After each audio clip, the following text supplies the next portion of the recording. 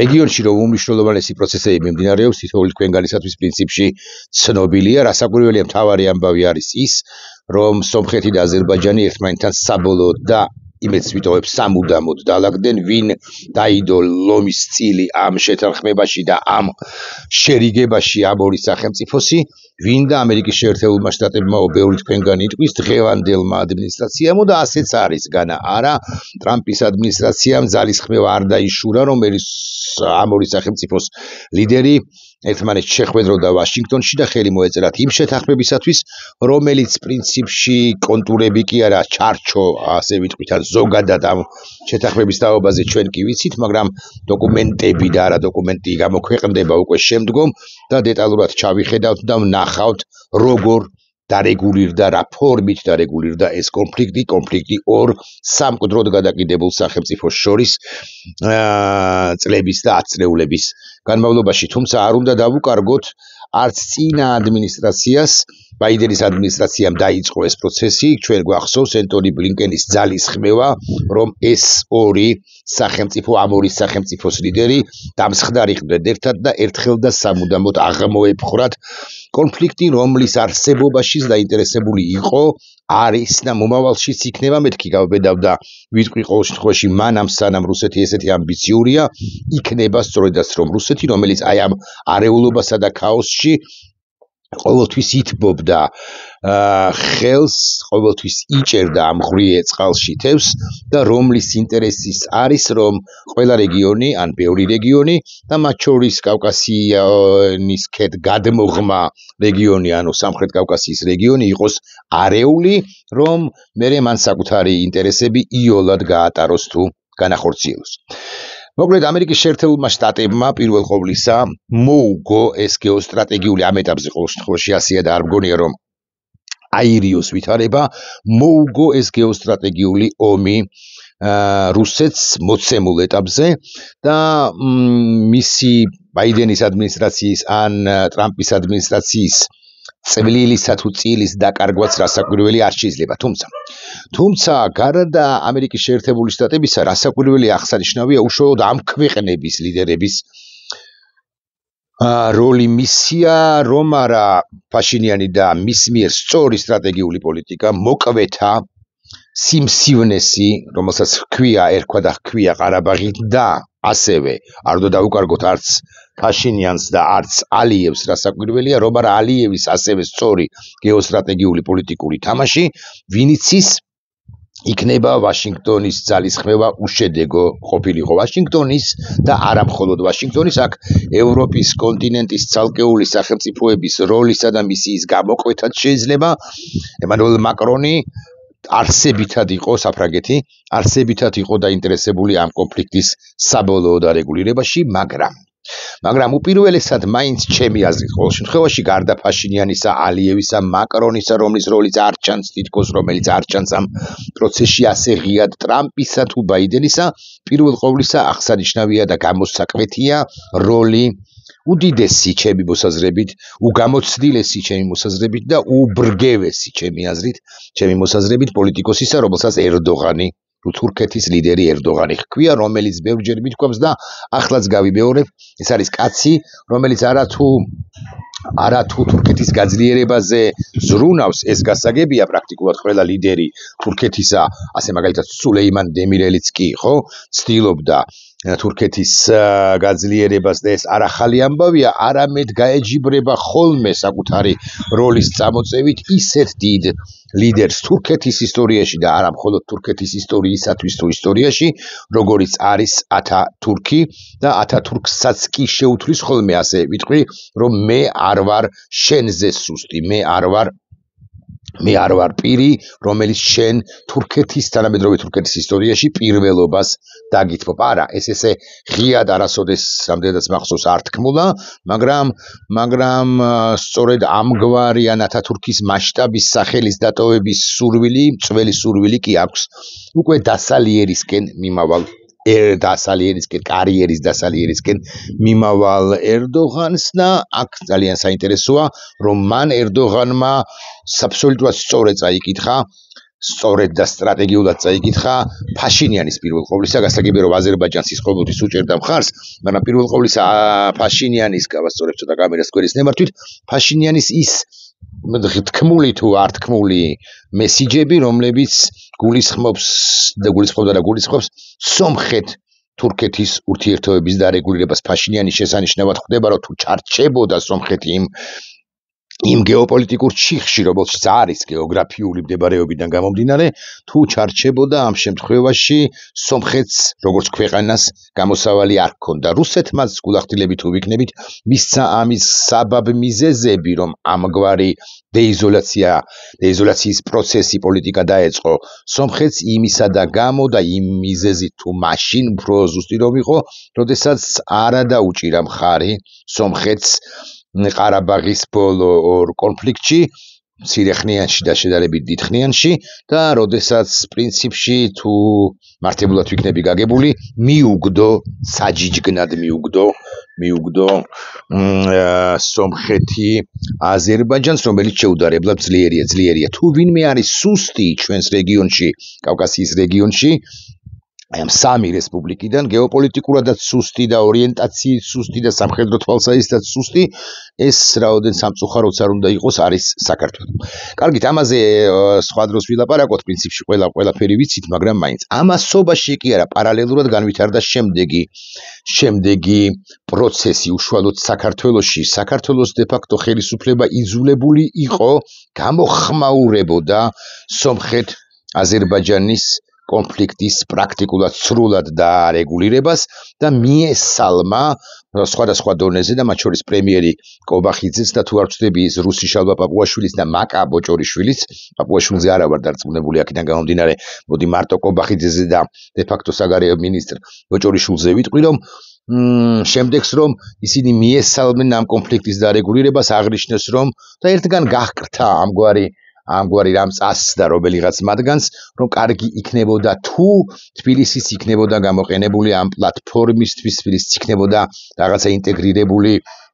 თბილისი როგორც მესამე კავკასიური სახელმწიფოს დედაქალაქი ამ პროცესის დარეგულირებაში, მაგრამ ჩვენ მაინც რასაკვირველია მივესალმებით ამ კონფლიქტის აღმოფხრას, გრძელვადიანი მშვიდობის დამყარების მცდელობას კი არა დამყარებას კავკასიის რეგიონში, აკი ვამბობდით ჩვენ, რომ მშვიდობა საალტერნატივა არ აქვს და ასე შემდეგ. ყველა მესიჯი გულახდილებით თუ ვიქნებით სწორი მესიჯია, როგორც შეიძლება ახლა შეაქო ირაკლი კობახიძე ან გამობიძინებული ნებისმიერი სხვა, მაგრამ სწორი გზავნილებია თბილისიდან, სწორი გზავნილები ისმის, თუმცა გულახდილად გეტყვით ეს ერთგვარად ჰგავს, ხო გახსოვთ? ხო ყუმფეხი გამოხოს პოლიტიკას, ყურო ფეხს გამოხობს, არა მკითხე მეამბე როა, მაგრამ მკითხე მეამბე თუ მოამბე, მეამბე თუ არ ვწდები, არა მკითხე მეამბე, მიტყიპე და მიაგდეო არ ვიცი, მაგრამ ხო, ეს ყუმფეხი რომ გამოხო, იმას ჰგავს საქართველოს ხელისუფლებას ერთი ხანობა ღარიბაშვილის პერიოდში თუ გულახდილნი ვიქნებით, ჰქონდა მცდელობა ღარიბაშვილის პრემიერ-მინისტრობის დროს, ჰქონდა მცდელობა რომ რაღაცნაირად თბილისი გაეხადა ამ კონფლიქტის დარეგულირების ცენტრად, ანუ არ მინდა თქვა რომ ვაშინგტონისთვის თბილისი გაეწია კონკურენცია მეთქი, მაგრამ თბილისიც ყოფილიყო ამ კონფლიქტის დარეგულირების ის გეოგრაფიული წერტილი, სადაც დარეგულირდება ეს კონფლიქტი, მაგრამ ნელ-ნელა კობახიძის პერიოდში განსაკუთრებით მინავდა ეს პროექტი თუ ეს იდეა ვაშინგტონმა რასაკვირველია როგორც ზემძლავრი სახელმწიფოს ზემძლავრმა დედაქალაქმა აიღო საკუთარ თავზე ინიციატივები და არა თუ თბილისს, არამედ სხვა სახელმწიფოებსაც არ დაუთმო ინიციატივა და თავად დაარეგულირება ეს კონფლიქტი. ეს ძალიან მნიშვნელოვანი ამბავია. ყველა კონფლიქტი პოსტსაბჭოთა სივრცეში რეგულირდებოდა, უпростоრად ვითომ რეგულირდებოდა, სწორედაც რომ მოსკოვში და ახლა მე მგონი პირველად ხდება,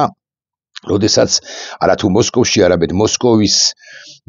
გავლენის ქვეშ არსებული ქვეყნის არც ერთ დედაქალაქში არ დარეგულირებულა ეს კონფლიქტი და სწორედაც რომ ოკეან გაღმა დარეგულირდა, ეს მესიჯია რუსეთისათვის, ესეც მესიჯია, რომ კონფლიქტებს რეალურად ვინც აგვარებს, ეს ვაშინგტონია, ხოლო რუსეთი არის გლობალური ომის პარტია, ასე არ იტყვიან, დასაკვირველია მოსკოვზე ღიად, თუმცა ყველაფერი კარგად იცის ვაშინგტონშიც, ერევანშიც და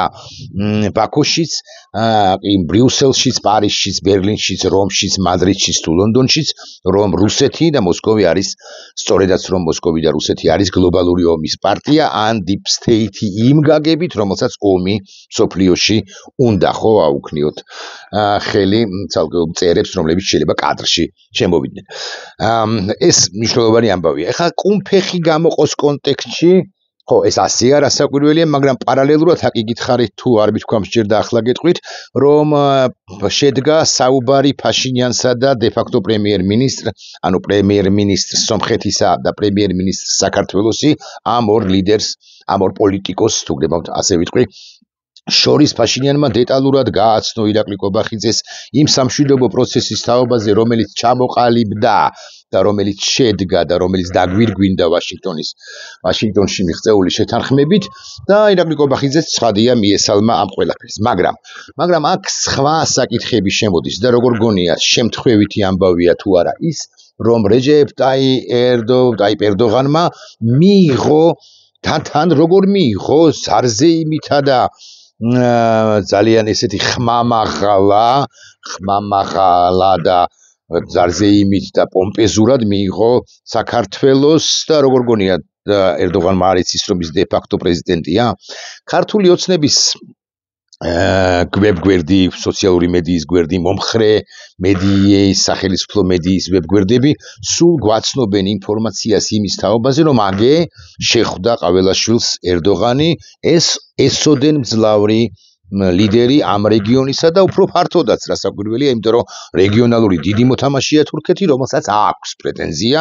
რომ იყოს მსოფლიო მოთამაშე და ახლა აღარ გავუყვები თუ აღარ შევუყვები იმის დასაბუთებას, რომ როგორ აქვს მას ერთიანი თურქული სივრცის შექმნის დიდი ამბიცია, რასაკვირველია არ გამოუვა, მაგრამ ამბიცია რომ აქვს, ესეც ფაქტია. აი, ქართული მედია, სამთავრობო მედია ამბობს და აპელირებს მხოლოდ და მხოლოდ იმაზე, რომ აგე ერდოღანმა სცნო აღიარა მიხეილ ყაველაშვილი, რაც ასე არის ერთის მხრივ, იმიტომ რომ მიიღო პომპეზურად, მაგრამ მეორეს მხრივ ასე არ არის. აქ ცნობა არ ცნობის საკითხი არ არის მნიშვნელოვანი, აქ გაცილებით მნიშვნელოვანი არის რა უთხრა ერდოღანმა მიხეილ ყაველაშვილს და მოდი თქვენის ნებართვით ჩავიხედოთ სამთავრობო მედია, ასე მაგალითად TV იმედი, რას გვაცნობს, მაგრამ ვიდრე TV იმედს გაგაცნობდეთ, მე რომ არ დამავიწყდეს ამასობაში, ხო? და რაღაცა გახსნილი მაქვს და მე რომ არ ვეძებო დამატებით, მე რადიო თავისუფლების ერთ ინფორმაციას გაგაცნობთ, ერდოღანმა ყაველაშვილს გადასცა მოლოდინი მესხი თურქების ისტორიულ სამშობლოში დაბრუნების თაობაზე. ხო, და ეს არ მინდა შემეშალოს 1944 წელს გადასახლებულ თურქებზეა საუბარი, შეიძლება აქ არის კიდე ამ ინფორმაციაში, ამ სტატიაში, დიახ. ასევე განაცხადა საქართველოს გახლავთ სამშობლო თურქი მესხი თურქებისა, რომლებიც 44 წლის ნოემბერში თავიანთ ისტორიული სამშობლოდ იზოლებით გადაასახლეს. ეს 80-იანი წლებიდან, შესაძლოა 70-იანებიდანაც არსებული თემაა. ერთი ხანობა 80-იანებში, 90-იანების დასაწყისში დიდად აქტიურობდნენ და ახლა უკვე შემცირებული რაოდენობაა მათი ბუნებრივია მესხე თურქები და ნახეთ რა უთქვამს ერდოღანს მე აგრეთვე გადავეცი პრეზიდენტ ყაველაშვილს შეიმოლოდინები მესხი თურქების ღირსეულ და უსაფრთხო დაბრუნებაზე თავის ისტორიულ საცხოვრებელში და ჩვენ როგორც თურქები ღირსეულ მხარდაჭერას აღმოუჩენთ ამ პროცესს. ხო, ეს არის ტელეკომპანია იმედის თარგმანი, მაღალი ალბათობით სწორედ იმედის. ეხლა რა ეს მე მგონი მაინც საქართველოს დე-ფაქტო ხელისუფლება ამ სურვილს თურქეთისა, ოდინდელ სურვილს, ჯერ კიდე გახმიანებულს როდის არ მინდა შემეშალოს და ხსენებული სულეიმან დემირელიც, თანსუჩილერიც, სხვების ახმიანებდნენ ამას, მაგრამ მე მგონია რომ დღევანდელი ხელისუფლება ამას ყურს მიღმა გაატარებს, ხო, ყურსში გაატარებს, ერთ ყურსში გაატარებს და მეორეში შეუშვებს და მეორეში გაატარებსო, ასე რომ ამბობენ, ეს ურთულესი თემაა, კონტროვერსიული თემაა. საზოგადოების ერთი და მნიშვნელოვანი ნაწილი აპელირებს იმაზე, რომ ეს თურქი მესხები, რომლებიც მე აღარ მახსოვს სიმართლე გითხრა, უბრალოდ აღარ ვიცი რა რაოდენობის არიან, მოცემულ ეტაპზე არიან მუსლიმები და ეს ამ დაკომპლექსებული საზოგადოებისათვის არის ერთგვარი ან ნაციონალისტობაზე არასწორად ორიენტირებული კონსოლიდირებული საზოგადოებისთვის არის ეს ერთგვარად საფრთხილო, გაცილებით მეტი საფრთხეებია ჩვენს ქვეყნის წინაშე ჩემი მოსაზრებით, ვიდრე თურქი მესხების რამდენიც არიან მათი შესაძლო დაბრუნება და მათ შორის საფრთხეებია ეგრეთ წოდებული პრავოსლავნი რუსეთისაგან, ანუ ერთმორწმუნე რუსეთისაგან. კარგით, ეხლა მე არ მაქვს სრული და კარგი ექსპერტიზა ამასთან დაკავშირებით, აქედან გამომდინარე მე მაინც თავს შევიკავებ და ვისაუბრებ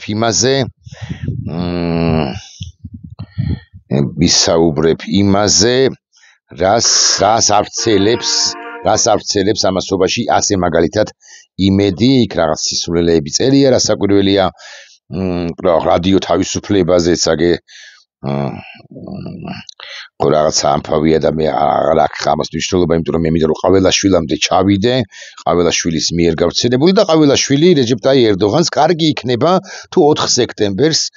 გვეწვევით და საქართველოს-თურქეთის მატჩზე და ერთად გვექნება შესაძლებლობა ვუყუროთ. და აქ უკვე ტელეკომპანია იმედი სვავს ფრჩხილებში, ანუ ასწორებს თითქოს ყაველაშვილის ნათქვამს, სრულ ქმნილს ხდის, ესეც არ გამოსდის ჩემი აზრით, ვუყუროთ ფრჩხილებში თამაშს. იდეაში ვუყუროთ არა სწორია მაინც ეს აზმნა, ამ ზმნის გამოყენება აქ სჯობს ხოლმე ყაველაშვილს მიმართოთ თუ ტელეკომპანია იმეც სიმართლე გითხრათ არ ვიცი თვალყური ვადევნოთ, ვნახოთ თუნდაც ხო, ვუყუროთ და თამაშს. ყაველაშვილმა ეს წინადადება ვერ სრულქმნა, ვერ დაასრულა, წერტილი ვერ დასვა და ასე უთხრა ხო ფეხბურთელმა ყაველაშვილმა ამ ბრგე და გამოცდილეს კაცს ერდოღანს. სხვას არც არაფერს ავრცელებს განსაკუთრებულს, არც ისე და არც ასე. აი ყაველაშვილი მივესალმებით აზერბაიჯანსა და სომხეთს შორის განგრძობითი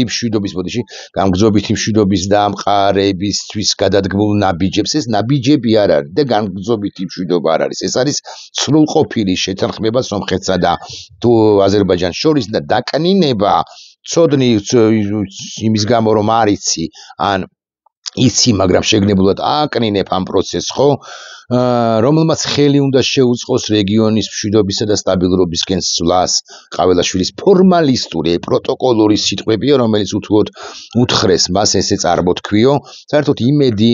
ან მოლოდინი იმისა, რომ ყაველაშვილი იქნებოდა ადეკვატური კი არა, სწორ გზავნილებს გადასცემდა თურქეთის ლიდერს, ამის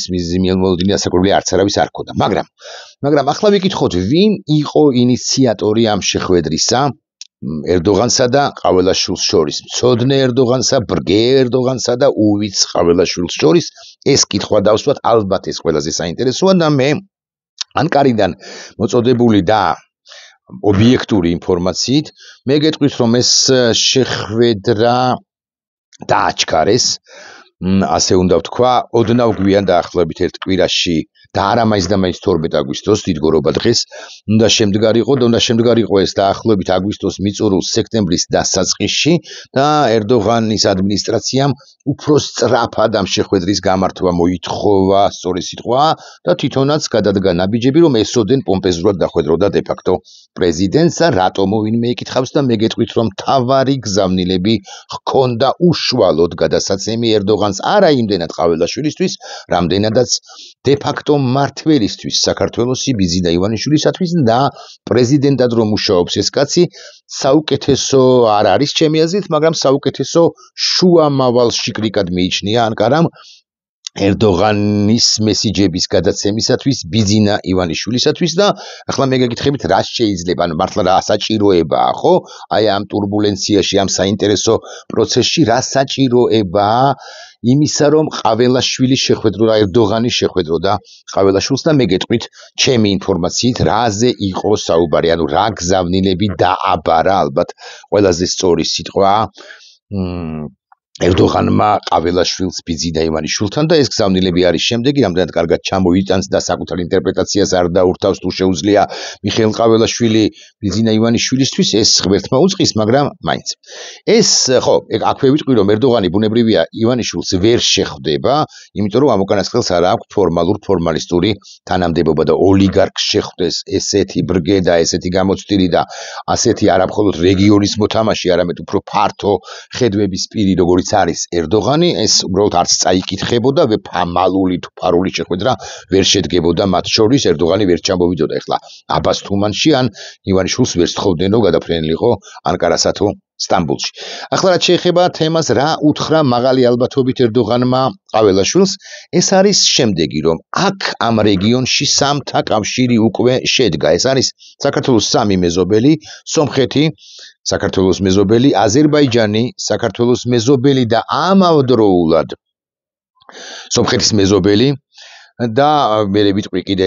რატომ არის ეს საინტერესო აზერბაიჯანის კონტექსტი რატომ არის მნიშვნელოვანი და ეს არის თურქეთი ესეთი სერიოზული მოთამაშე და საქართველოს ვერ იქნება მოწყვეტილი ამ სივრცისგან და საქართველოს ხელისუფლების პრორუსული ან ნახევრად რუსული ან მთლიანად რუსული ან სრულიად რუსული გეოპოლიტიკური თამაშობანი, რომელსაც მე ერთი ადგილის თამაშს უფრო დავარქმევ ახლა, ხო, ეს უნდა დასრულდეს როგორღაც და საქართველოს უნდა იყოს ინტეგრირებული მათ შორის იმ ეკონომიკურ, ბიზნეს ეკონომიკურ ან სტრატეგიულ ბიზნეს ეკონომიკურ პროექტებში, რომლებიც უნდა განხორციელდეს და რომელთა განხორციელებაც გარდაულა აუცილებელია იმისთვის, რომ სამი კავკასიური სახელმწიფო და პლუს მათი სუდათ არ გავამივიდეს, მაგრამ მათი პატრონი, მათი უფროსი ძმა, ოღონდ უფროსი ძმა არა მნიშვნელობით, არამედ სიძლიერით უფროსი ძმა კი არა, ძმა თურქეთი იყვნენ ერთად და სამივენი ან ოთხივენი უფრო ზუსტი რომ ვიყოთ, იყვნენ ანტირუსეთული კოალიციის ზომიერად, მაგრამ ანტირუსეთული კოალიციის წევრები და ანტირუსეთული კოალიცია რომ ყალიბდება, ეს არის ერდოღანის გზავნილი ბიძინა ივანიშვილისთვის, ეს ფაქტია, თურქეთი აქტიურად მიიწევს ევროკავშირისაკენ და ნატოს გაძლიერებისაკენ წინ და თურქეთი ვერ დაუთმობს კავკასიის რეგიონს რუსეთს, გავეშებულ რუსეთს, რომელსაც ეგრამაგის პასუხია და ბუნებრივია, რომ ექნება ერთგვარი რევანშის სურვილი, მით უფრო იმ შემთხვევაში და იმის გათვალისწინებით, თუ უკრაინაში კონფლიქტი ასე თუ ისე შეჩერდა ან დასრულდა ალბათ ხმამაღალი ნათქვამია შეჩერდა და რუსეთი უკვე მოფერიანების მოძლიერების შემდეგ არა მხოლოდ უკრაინას დაადგავს, უკრაინის დარჩენილ ტერიტორიას დაადგავს თვალს, არამედ დაადგავს თვალს სწორედ კავკასიის რეგიონს, საიდანაც მას გასვლა არამც არ უნდა და უნდა აი ამ ვერტიკალის შენარჩუნება, როგორც ამ ვერტიკალსაც ჰქვია მოსკოვი, თეირანი, რომელიც შემადგენელი ნაწილის ამ ვერტიკალისა იყო ერთი ხანობა ერევანი, მაგრამ ერევანმა დააღალატა, ხო, ეგრამაგის პასუხია, როგორ გგონიათ ქართველ პრორუსებს, ქართველ ბიძინისტებს, მეოცნებებს, რუსეთს არ აქვს უნარი, რომ გიუმრის ბაზის გამოყენებით ერევანს შეუტიოს ან პროვოკაციები მოაწყოს, მაგრამ ფაშინიანი დგას, ფაშინიანი კითხულობს ამ გეოსტრატეგიულ საჭადრაკო დაფასა თუ ფაზლს და შესაბამისად ის დგამს სწორ ნაბიჯებს და მით უფრო რომ ფაშინიანმა სრული რწმუნება მიიღო ვაშინგტონში იმის თაობაზე, რომ თურქეთი არ მიატოვებს და თურქეთისგანაც მიიღო არც დიდი ხნის წინ რწმუნება იმის თაობაზე, რომ არც აზერბაიჯანი და არც ანკარა და არც ბაქო მას ერევანს მას სომხეთს არ მიატოვებენ და ამის სათქმელადაც იყო ჩაყლანილი, მოდი ასე ვიტყვი, ერდოღანთან ყაველაშვილი, რომ ამ უკანასკნელს ბიძინა ივანიშვილისთვის ეთქვა, რომ დროა დაიწყო სწორი გეოპოლიტიკური თამაში და არ იყო გარიყული ამ პროცესებისაგან, არ გეჭიროს ამ რეგიონში რუსეთის მხარე, იმიტომ რომ რუსეთის დაბრუნებას რეგიონში ჩვენ არამც არ დაუშვებთ და თუ 2/3 კავკასიის რეგიონისა არის ახლა უკვე ანტირუსეთული და ამაზე ოდნავ მოგვიანებით ვიტყვი, მიუხედავად იმისა, რომ 34 წუთი 24 წუთი ირწურება ჩემი ვიდეობლოგისა, თუ ანტირუსეთულია 2/3 ამ რეგიონისა, შენც უნდა იყო ადეკვატური მოთამაშე. მე კიდევ ერთხელ ვიმეორებ, მე არა ვარ დარწმუნებული, რომ ყაველაშვილი ზუსტ მესიჯს ჩამოიტანს თბილისში და აიტანს აბას თუმანში. აქვე ერთი რემარკა თუ რეპლიკა, როგორ გონიათ, რატომ არ პირველი პირი ხო მაინც ამ მოწყობის, ამ საკონსტიტუციო მოწყობის ქვეყანაში მაინც არის ირაკლი კობახიძე, რატომ აი დავსვათ ეს კითხვა, ასე გამხედოთ ამ პროცესს, რატომ არ სთხოვეს შეხვედრა ირაკლი კობახიძეს და რატომ სთხოვეს შეხვედრა მიხეილ ყაველაშვილს და მიხეილ ყაველაშვილი ნაკლები რუსია, დიახ, გაგიკვირდებათ და ირაკლი კობახიძე როგორც უფრო გამოცდილი პოლიტიკოსი, ირაკლი კობახიძე როგორც როგორც საჭეთ პყრობელი ფორმალისტური თვალსაჩინით საქართველოს მთავრობის გადაწყვეტილების მიმღები და ასე შემდეგ იყო ნაკლებად სანდო არც ყაველაშვილს ენდობიან ცხადია ბოლომდე მაგრამ სალომე ზურაბიშვილს ხო ვერ დაუძახებდნენ ეხლა ის ხო პრეზიდენტია მაგრამ პრეზიდენტი აპატიოს სალომე ვერ ასრულებს პრეზიდენტის მოვალეობას კი ჩვენ ვარქმევთ მას ვუწოდებთ მას მეხუთე პრეზიდენტს ხანდახან ასე ვუწოდებთ რომ ის არის მოქმედი პრეზიდენტი მაგრამ ის ხო არ არის პრეზიდენტი მოცემულ ეტაპზე როგორც აღმასრულებელი როგორც ხელისუფლების სადავეების ფლობელი. აქედან გამომდინარე, ხო, რატო ირაკლი კობახიძეს რატო არ სთხოვეს? იმიტომ არ სთხოვეს ირაკლი კობახიძეს, რომ მათ შესანიშნავად იციან ირაკლი კობახიძის რუსული კავშირების თაობაზე. ეხლა მე გამექცა ამასობაში ინფორმაცია და ხო, უყურეთ, ეს ესეთი информация რომ დაძებნო заседание, მე თარგმნი კიდეც, Совета министров внутренних дел, ანუ შინაგან საქმეთა მინისტრების სხდომა და ეს ინფორმაცია გავრცელებულია ყველა ვებგვერდზე RBK-ზე ასე მაგალითად Novosti Zakonze,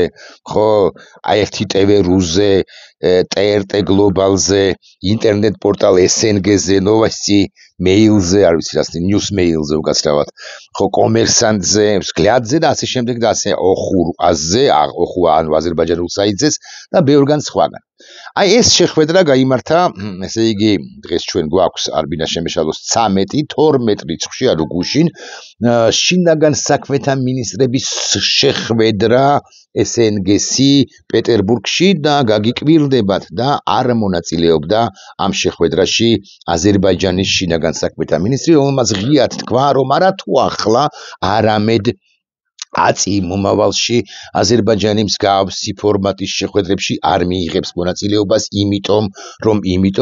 არსებითად დაპირისპირებული არის ეს ორი სახელმწიფო. დიახ, თუ მეორე ფრონტზე, როგორც ასეთზე, რუსეთის წინააღმდეგ ვსაუბრობთ ჩვენ, ეს მეორე ფრონტი არა კონვენციურად, მაგრამ მე არ გამოვრიცხავ, რომ ეს ყველაფერი კონვენციურადაც მოხდეს, უკვე გახსნილია და აკი ამიტომაც არის და ეხლა ერთ ინფორმაციას გაგიმხელთ, ჩემს ხელთ არსებულს, აკი ამიტომაც არის, რომ მხოლოდ აზერბაიჯანის თავდაცვაზე თურქეთი და შეერთებული შტატები, ან მხოლოდ სომხეთ-აზერბაიჯანის თავდაცვაზე თურქეთი და შეერთებული შტატები არ საუბრობენ როგორც ასეთზე. სტრატეგია, ხურეთ ვაშინგტონში რა მოხდა ორმხრივ შეხვედრაზე ტრამპსა და ალიევს შორის და აზერბაიჯანისა და შეერთებული შტატების წარმომადგენლებს შორის გადაწყდა აზერბაიჯანის მომარაგება იარაღით, ან უფრო სწორი რომ იყო, აზერბაიჯანს უთხრეს, რომ შენ გაქვს unlimited იარაღის ყიდვის უფლება შეერთებულ შტატებში, რაც მას დაბლოკილი ასეს მას ემბარგო ედო, რაც მას დაბლოკილი ჰქონდა. რატომ მოხდა ეს? ხო, რა საჭიროებაა გაიმარჯვა აზერბაიჯანმა სომხეთის წინააღმდეგ კონფლიქტში და მას რაღა საჭიროებები აქვს აზერბაიჯანს, რომელიც ისედაც ძალიან ძლიერია და თურქეთი უდგას. ზურგსუგან რატომ არის ამის აუცილებლობა? იმიტომ, რომ ამერიკის შეერთებულ შტატებში, ანუ ლაჟვარდოვან ოკეანგაღმაც და ევროპაში და ზოგადად დასავლეთში შესანიშნავად ხვდებიან, რომ გარკვეული ეგზისტენციური საფრთხეები აზერბაიჯანს შეიძლება დაუდგეს და მაგრამ ამ ეგზისტენციურ საფრთხეებს შორის რასაკვირველია თავდაცვა უპირველეს ყოვლისა და აქ როდესაც მე ვახსენე უკრაინის კონფლიქტის შესაძლო ან გამოსარიცხი დასრულება კი არა, მოგვარება, დროებითი მოგვარება და ამავე კონტექსტში ვახსენე, რომ რუსეთი ეხსნება უკვე შემდგომ გააძლიეროს გიუმრის, ცხინვალის, ჯავის, სოხუმის, გუდაუთისა და ოჩამჩილეს ან 6 ბაზა, ხო? და აღადგინოს ეს მისი გავლენები კავკასიის რეგიონში, იმიტომ რომ უაღრესად ნაწყენია, რომ ამერიკის შეერთებულმა შტატებმა აბმანული დურაკანა ჩიტირი კულაკა გაუკეთა თუ ბლინკენის ადმინისტრაციამ და თუ რუბიოს ადმინისტრაციამ, ანუ თუ სახელმწიფო დეპარტამენტმა მეთქიან თავდაცვის უწყება, მან ზოგადად თქვა ბაიდენის ადმინისტრაციამ, მან ტრამპის ადმინისტრაციამ, ხო, ამის შედეგად შეიძლება არ არის გამორიცხული რუსეთმა გარკვეულ ძალის მიერ მეთოდებსაც მიმართოს და აზერბაიჯანი მზად არის ამისთვის, მაგრამ კიდევ უფრო მეტად გასაძლიერებელია და საქართველოს, აზერბაიჯანსა და სომხეთის ერთობლივი თავდაცვის გეგმა უნდა იყოს შემუშავებული. აი ესეც უთხრა ერდოღანმა, მაღალი ალბათობით ყაველაშვილს გადასაცემად ბიძინა ივანიშვილისათვის. აკი გითხარით, ბოლომდე დარწმუნებული არა ვარ, რომ ბიძინა ივანიშვილს შესანიშნავად ან საუკეთესოდ ან როგორმე მაინც გადასცემს ამ ინფორმაციას მიხეილ ფეხბურთელ ყაველაშვილი. ეხლა შეეხება კონფლიქტს იმ დაშვებით, იმ შემთხვევაში, იმ არ გამოსარიცხ კონფლიქტს, რომელიც შეიძლება შედგეს მოხდეს აზერბაიჯანსა და რუსეთს შორის მე გახდიხსენეთ და გითხარით რომ საერთო საზღვრები აზერბაიჯანს აქვს სომხეთთან მეთქი უკვე შემდგომ შეგვიძლია რასაკვირველია ვილაპარაკოთ ნახჭევანიდან ესე იგი უკვე თურქეთთან ანუ ნახჭევანის ხომ აზერბაიჯანის ტერიტორია სომხეთს აქვს საქართველოსთან აზერბაიჯანთან თურქეთთან და არა აქვს რუსეთთან საქართველოს აქვს რუსეთთან თურქეთთან რომელიც ერთადერთი სახელმწიფოა რომელსაც ეგრამაგის პასუხია დემარკირებული აქვს ჩვენი საზღვრები